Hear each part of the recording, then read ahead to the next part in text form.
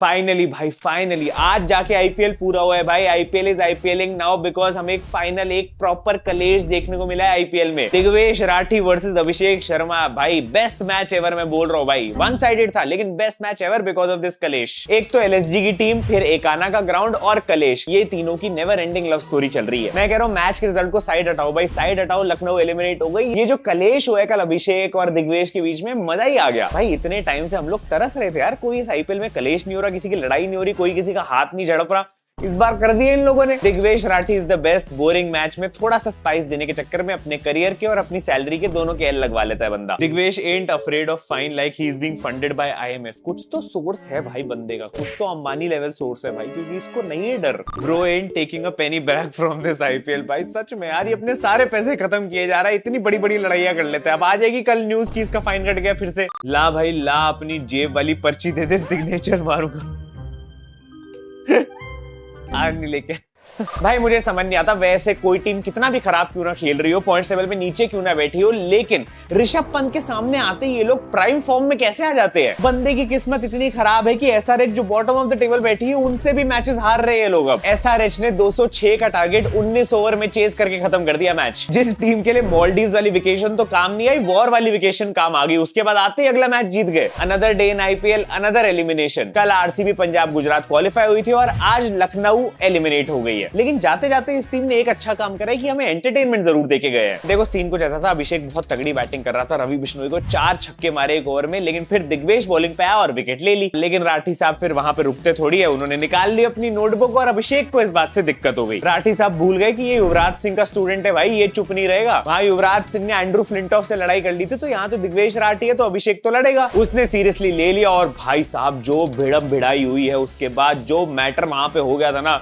देखने लायक। मतलब umpire player सबको बीच में आना पड़ रहा था उन दोनों को अलग रखने के लिए। मिड मैच एकदम कोहली, गंभीर और नवीन उलहक वाले इंसिडेंट की याद दिला दी। वो भी सेम ग्राउंड पे हुआ था, और लेकिन वो तो ज्यादातर एंड में हुआ था। ये तो भाई मिड मैच हो रहा है, अभी वो बैटिंग से वापस जा रहा है, तब इतनी बुरी हालत हो रखी थी। और अगर वीडियो तुम देखोगे ना भाई, तो ऐसा लग रहा था अभिषेक बोल रहा है तेरी चोटी पकड़ के मारूंगा। मैं कुछ क्लेम नहीं कर रहा, लेकिन मेरे को यही दिख रहा था। बाल खींचकर मारूंगा वर्सेस उखाड़ पाए।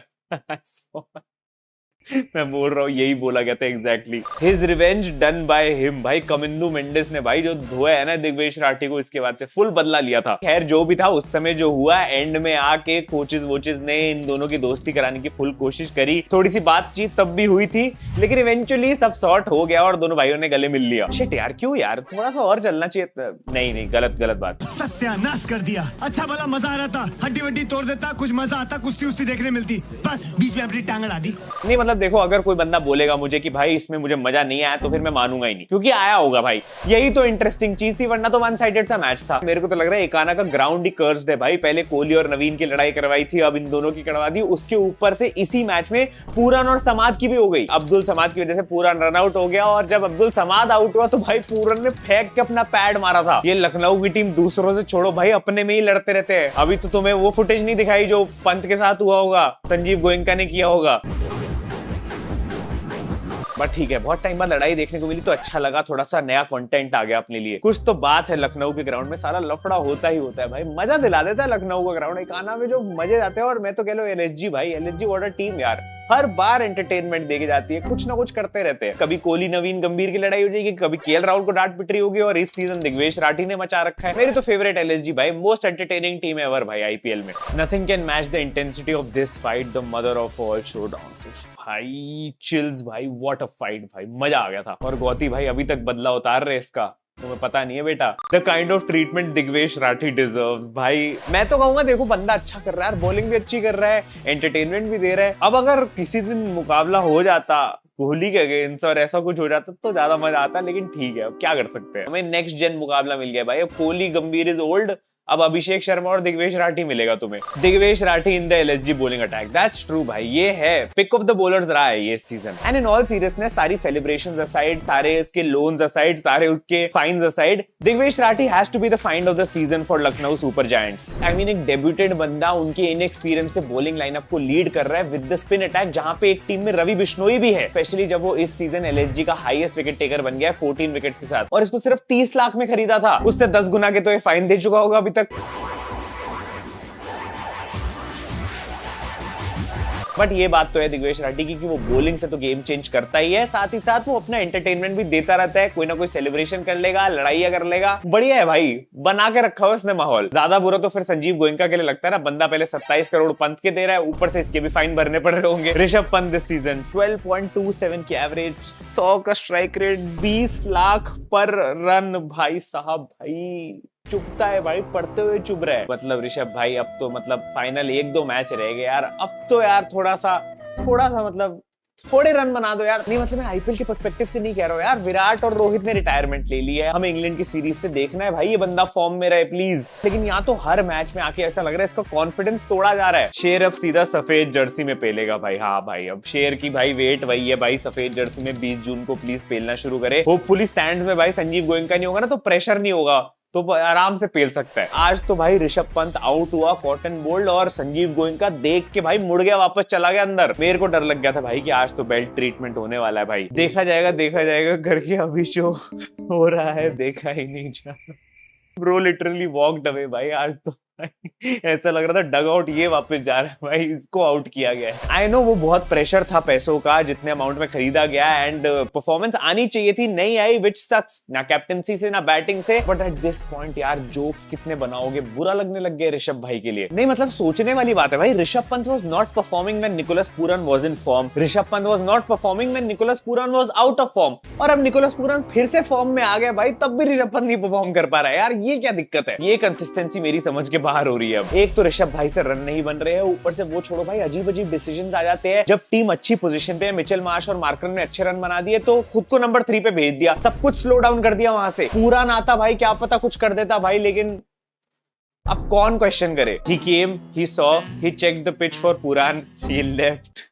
ऋषभ भाई आजकल यही कर रहे हैं, वो चेक करके जाते हैं अगले बैट्समैन के लिए, भाई ठीक है सरफेस इतना बुरा नहीं है, मेरे लिए था बट तू मार लेगा मुझे पता है। Rishabh Pant wagon wheel in IPL 2025 यार, अब तो ये मीम भी पुराना हो गया, मैं बता रहा हूँ भाई, अब इतना ओवर यूज हो गया है ये ऋषभ भाई के लिए यार, बुरा लगने लग गया है। बट ये तो ट्रू है भाई कि ये एलएसजी का वर्स्ट सीजन है अभी तक आईपीएल में, and that has come under 27 crore के ऋषभ पंत। इससे पहले जब केएल राहुल लीड कर रहा था टीम को, 2 बार ये लोग प्लेऑफ्स निकाल चुके थे, और पिछले साल भी ऑलमोस्ट क्लोज आके रह गए थे। I mean this team has been led by Krunal Pandya, उसके बाद भी इतनी खराब परफॉर्मेंस नहीं आई है। एंड इस सीजन हमने देख लिया है, बॉलिंग में रिलायबिलिटी नहीं थी, अच्छे प्लेयर्स ही नहीं थे, ऊपर से बैटिंग में मोस्टली मार्श, मार्करम या निकोलस पूरन नहीं संभाला है जो संभाला है, और अब ये लोग 2 मैच छोड़ के ऑलरेडी एलिमिनेट हो चुके हैं। तो अनरियल डाउनफॉल तो है ऋषभ पंत का भी, एलएसजी का भी, एंड आई फील कि हो सकता है भाई इतने ज्यादा प्राइस टैग के साथ next year of course Rishabh Pant might be released again from LSG. Because मुझे नहीं पता लास्ट स्टेज ऑफ डिसअपॉइंटमेंट क्या होती है, लेकिन मुझे पता है कि संजीव गोयनका वहां पे पहुंच चुके हैं। बंदे पे क्या गुजरती होगी भाई, इतनी महंगाई के जमाने पे हर बार आता है मैच देखने, हर बार बेइज्जती पे बेइज्जती। मैं तो कह रहा हूँ टीवी वालों ने तुम लोग को दिग्वेश और अभिषेक की लड़ाई दिखा दी, जो अंदर हुआ होगा ना संजीव गोयनका और ऋषभ पंत के बीच में, वो तो कोई दिखाना ही नहीं चाह रहा आज, पीआर मैनेजर्स की वजह से चुप है। भाई तुम ये देख रहे हो संजीव गोयनका ने 1 सीजन नहीं लिया भाई, 1 नंबर ले लिया। 1 नंबर किसका होता था लास्ट सीजन तक, केएल राहुल का। भाई बंदे को 1 नंबर चाहिए था, इसीलिए केएल राहुल को टीम से निकाला है। 1 नंबर पहन के घूमता है अब, ये गलत है यार, राहुल की थोड़ी तो रिस्पेक्ट रखनी चाहिए थी यार, इतना उसने बढ़िया खेला एलएसजी के लिए। बॉल भी तेरी होगी, कैच भी तेरा होगा, मैं फिर आऊंगा विकेट गिफ्ट कर। इससे अच्छा तो ऋषभ भाई अब खुद को इंजरी बता के बैठ जाओ यार, नहीं देखा जा रहा हम फैंस से। बट इन ऑल फेयरनेस भाई SRH without Travis head also played really well. बस अब बहुत ज्यादा लेट हो गए हैं भाई, टूर्नामेंट खत्म हो गया तो इतनी बढ़िया बैटिंग आ रही है। बट अभिषेक शर्मा ने प्रूव कर दिया भाई कि ठीक है वो थोड़ा इनकंसिस्टेंट हो जाता है, लेकिन वो बीच बीच में ऐसी परफॉर्मेंसेस देता रहता है जो सिंगल हैंडेडली मैचेस फिनिश कर देती है। मतलब आज 200 प्लस की चेज में इसने 20 बॉलों में मैच फिनिश कर दिया था। ये जो इसने 59 रन बनाए हैं 20 बॉलों में 300 के स्ट्राइक रेट के साथ, भाई इसकी इनिंग्स के एंड होते होते मैच ओवर हो चुका था। उसके बाद ईशान, कमिंदु मेंडिस और क्लासन ने आके फाइनल टचेस ही प्रोवाइड करे। Least balls taken to complete 150 wickets in IPL, 2381 balls Harshal Patel, Yuzvendra Chahal की 2543 बॉल्स और 2444 बॉल्स लसित मलिंगा के। भाई देख रहे हो तुम हर्षल पटेल को कितना अंडर एस्टिमेट करते हो,